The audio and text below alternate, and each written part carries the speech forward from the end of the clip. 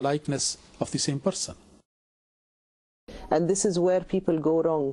یہی وہ بات ہے جس سے لوگ دھوکہ کھاتے ہیں. جب وہ لفظی معنوں میں یہ پیش گوئی کا پورا ہونا چاہتے ہیں تو دھوکہ کھاتے ہیں، کیونکہ نہ تو یہ کبھی ماضی میں ہوا ہے اور نہ ہی آج ہوگا. یہ صرف اسی صورت میں پورا ہو سکتا ہے کہ جتنے بھی لوگوں کا آنا ہے وہ ایک شخص کی ذات میں پورا ہو. تمام خواص، تمام القابات اس ایک شخص میں پورے ہو. aspects of his personality could fulfill all those prophecies in his person. مرحبا دار الامان قادیان. 100 سال قبل انڈیا کے ایک چھوٹے سے گاؤں قادیان میں ایک واقعہ پیش آیا جو اس الجھا دینے والے سوال کا جواب دے گا اور انسانیت پر خدا تعالیٰ کی رحمت کی گواہی دے گا. یہ ایک ایسا واقعہ تھا جس نے ہمیشہ کے لیے دنیا کی تاریخ کو بدلنا تھا. ایک روحانی پیشوا پیدا ہوا جسے خدا تعالیٰ کی طرف سے انسانیت کی رہنمائی کے لیے بھیجا گیا تھا.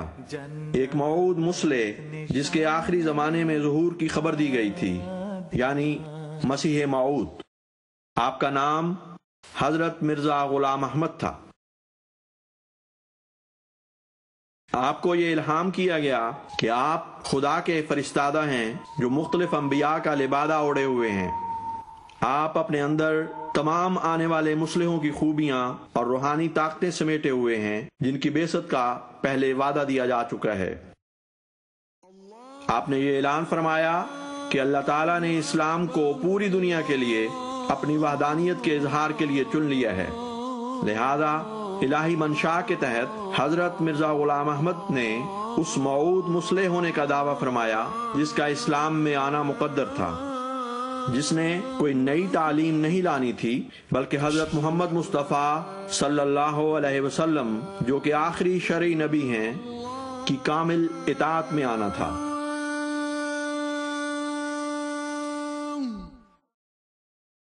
حضرت محمد, may peace and blessings of Allah be upon him, his teaching is... حضرت محمد صلی اللہ علیہ وسلم کی تعلیمات آخری ہیں اور یہی مطلب ہے خاتم النبیین کا. یعنی مستقبل میں کوئی نئی تعلیم نہیں آئے گی، کیونکہ جیسا کہ بتایا کہ آپ کی تعلیم مکمل ہے اور جب کوئی چیز مکمل ہو جائے تو اس میں اضافہ نہیں کیا جا سکتا. بس خاتم کا مطلب ہے کہ آپ کی تعلیم مکمل ہے اور مستقبل میں کوئی بھی کوئی نئی تعلیم نہیں لا سکتا، کوئی نیا دعویٰ نہیں کر سکتا. No one can come with any new claim. بك الحول يا قيوم يا من. حضرت احمد علیہ السلام اسلام کے پہلوان تھے. آپ مسلمانوں کے لیے ایک امید اور طاقت کا پیغام تھے. آپ نے اسلام کے دشمنوں سے مقابلہ کر کے اسلام کا دفاع کیا. From early childhood, بچپن سے ہی آپ خدا تعالیٰ کی عبادت میں مشغول رہتے ہیں، نمازیں، دعائیں اور ہر وقت اسلام کی کسی خدمت میں لگے رہتے ہیں. doing some service to the cause of Islam. He loved the Holy Prophet sallallahu alaihi wasallam. آپ کو حضرت محمد صلی اللہ علیہ وسلم سے بہت پیار تھا اور آپ نے ہر لمحہ اسلام اور حضرت محمد صلی اللہ علیہ وسلم کے دفاع میں گزارا، کیونکہ اس وقت کثرت سے لوگ اسلام کے بارے میں لغو باتیں، اسلام کی تعلیمات اور حضرت محمد صلی اللہ علیہ وسلم پر الزامات لگا رہے تھے. آپ ایک ایسے انسان تھے جسے خدا تعالیٰ کا قرب حاصل تھا.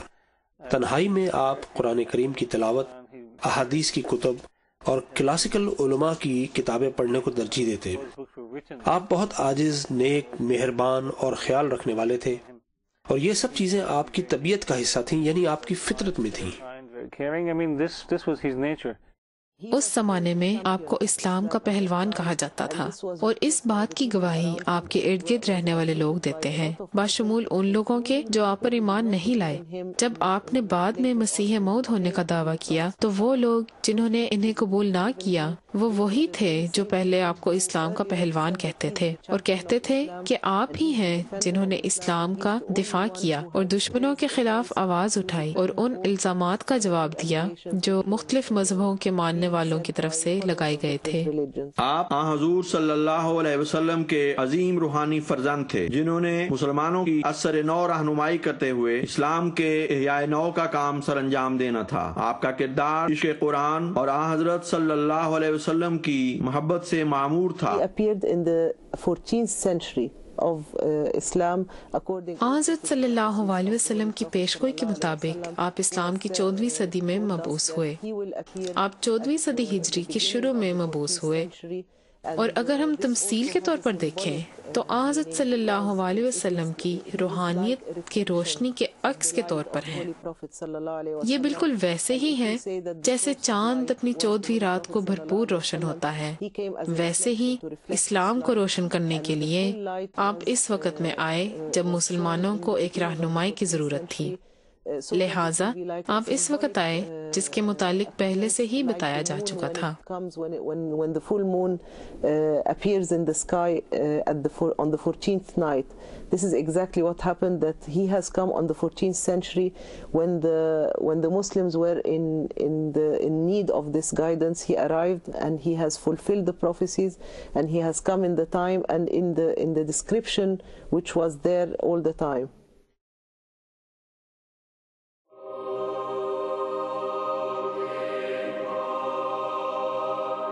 حضرت احمد علیہ السلام نے عیسائیوں کے حضرت عیسیٰ علیہ السلام کی صلیبی موت کے عقیدے کو چیلنج کیا۔ اللہ تعالیٰ نے آپ کو الہاماً بتایا کہ حضرت عیسیٰ نے صلیب پر وفات نہیں پائی بلکہ آپ صلیب سے بچا لیے گئے تھے، اور آپ نے اپنے آنے کے الہی مقصد کو بنی اسرائیل کی بچھڑی ہوئی بھیڑوں کو تبلیغ کر کے پورا کیا۔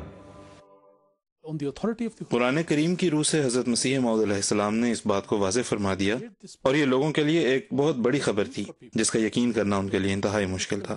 لیکن جب انہوں نے ان آیات کے اوپر غور کیا جو حضرت مسیح موعود علیہ السلام نے پیش کی تھیں تو ان کے لیے یہ بات کھل کر سامنے آ گئی۔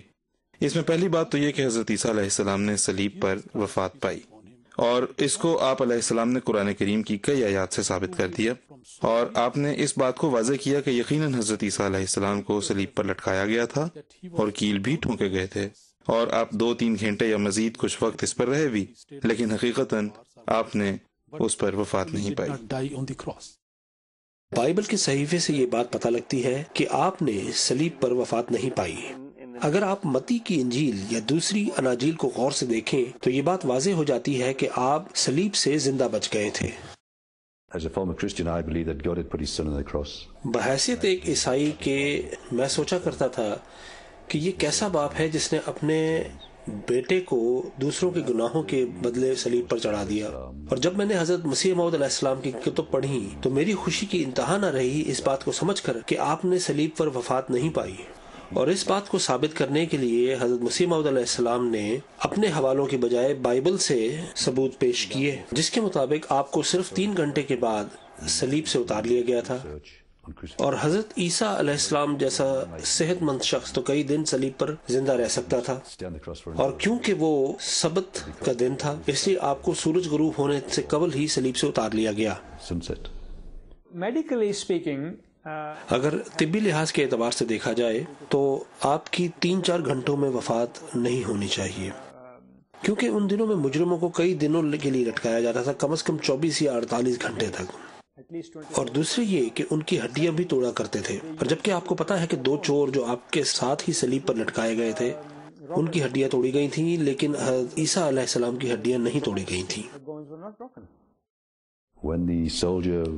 جب ایک فوجی نے آپ کے جسم میں نیزہ چبھویا تو خون کا ایک فوارہ جسم سے نکلا جو عموماً مردہ جسم سے نہیں نکلا کرتا۔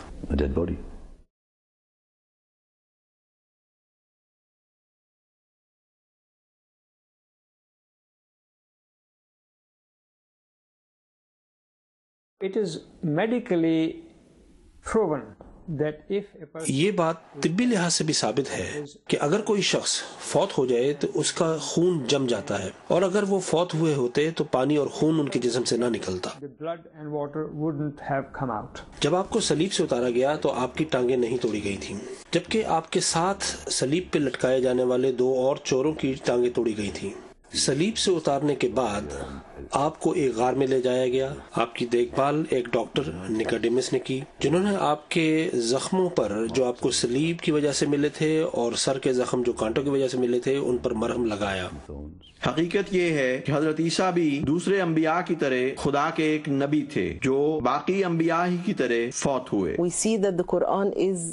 ہم قرآن کریم سے دیکھتے ہیں کہ حضرت عیسیٰ بھی عام لوگوں کی طرح ہی فوت ہوئے۔